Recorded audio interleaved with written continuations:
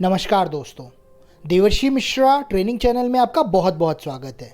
अगर आप computer science या इंफॉर्मेशन टेक्नोलॉजी के स्टूडेंट हैं और जानना चाहते हैं कि एक एक्सपीरियंस प्रोफेशनल की तरह रिज्यूमे में प्रोफाइल समरी कैसे लिखते हैं तो वीडियो अंत तक पूरा ज़रूर देखिएगा।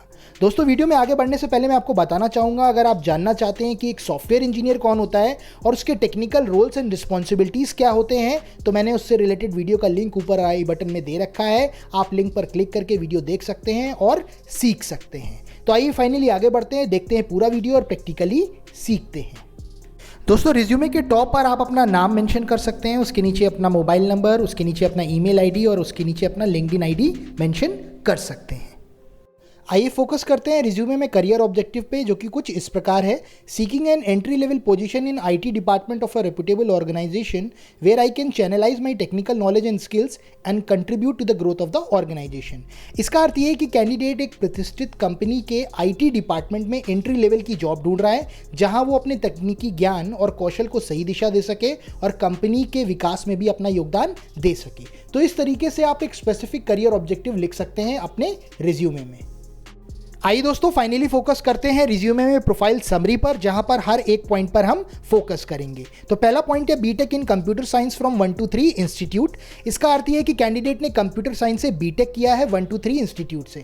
दोस्तों, अगर आप बीसीए के स्टूडेंट हैं, आप एमसीए के स्टूडेंट हैं या आप कंप्यूटर साइंस या आईटी में डिप्लोमा कर रहे हैं, तो आप उस इंफॉर्मेशन को भी यहां पर इस फॉर्मेट में लिख सकते हैं। बढ़ते हैं दूसरे पॉइंट की तरफ, understanding of software development life cycle. इसका अर्थ यह है कि कैंडिडेट को सॉफ्टवेयर डेवलपमेंट लाइफ साइकिल मतलब एसडीएलसी का बेसिक ज्ञान है। दोस्तों, software development life cycle software को टेस्ट करने की, बनाने की, मेंटेन करने की और उसकी क्वालिटी को चेक करने की और मेंटेन करने की प्रोसेस होती है।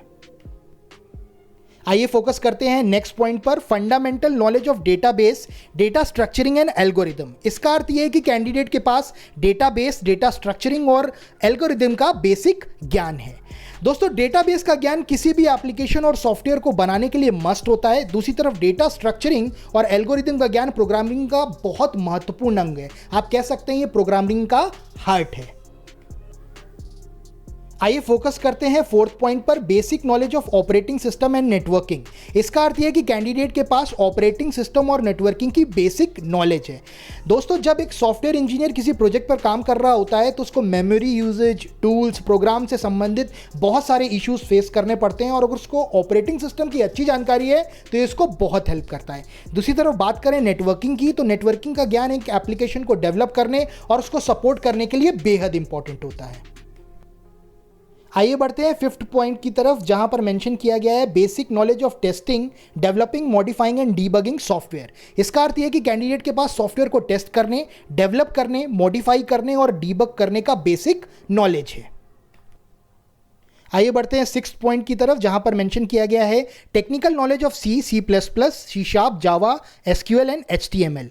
दोस्तों, इसका अर्थ यह है कि कैंडिडेट के पास C, C plus plus, C sharp, Java, SQL, HTML जैसी प्रोग्रामिंग लैंग्वेज की जानकारी है। इसके अलावा भी अगर आपको कोई प्रोग्रामिंग लैंग्वेज आती है तो आप इस फॉर्मेट पर लिख सकते हैं।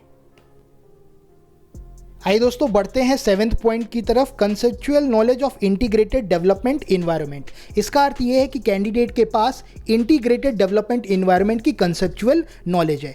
दोस्तों, ये इंटीग्रेटेड डेवलपमेंट इन्वायरमेंट, जिसको आप आईडीई भी बोलते हैं, इसका ज्ञान आपको कोड को राइट करने में, कंपाइल करने में, रन करने में और डीबग करने में बहुत हेल्प करता है। आइए दोस्तों, बढ़ते हैं एट्थ पॉइंट की तरफ, fundamental knowledge of object oriented design. इसका अर्थ यह है कि कैंडिडेट के पास ऑब्जेक्ट ओरिएंटेड डिजाइन की फंडामेंटल यानी बुनियादी जानकारी है। दोस्तों, ऑब्जेक्ट ओरिएंटेड डिजाइन एक तरीके की प्रक्रिया है जो सॉफ्टवेयर संबंधी प्रॉब्लम को सॉल्व करने में मदद करती है और सॉफ्टवेयर डिजाइनिंग में भी मदद करती है। आइए दोस्तों, बढ़ते हैं नाइन्थ पॉइंट की तरफ, conceptual knowledge of source control. इसका अर्थ यह है कि कैंडिडेट के पास सोर्स कंट्रोल की कंसेप्चुअल जानकारी है। दोस्तों, सोर्स कंट्रोल का ज्ञान आपको कोड और मैनेज करने में, स्टोर करने में बहुत मदद करता है।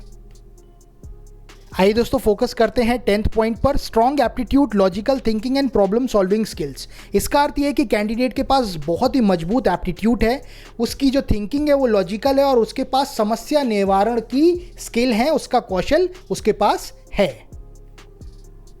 आइए फाइनली बढ़ते हैं 11th पॉइंट की तरफ, a team player with excellent communication skills. इसका अर्थ ये है कि कैंडिडेट एक टीम प्लेयर है और उसके पास बातचीत का उत्कृष्ट कौशल है। तो दोस्तों, अगर इस तरीके से आप अपने रिज्यूमे में प्रोफाइल समरी लिखते हैं तो आपकी प्रोफाइल समरी को पढ़ने के बाद किसी भी एचआर को, रिक्रूटर को आपका रिज्यूमे बहुत प्रोफेशनल लगता है और जिसको देखने के बाद वो शायद आपका रिज्यूमे शॉर्टलिस्ट कर सकता है और आपको इंटरव्यू का मौका भी मिल सकता है।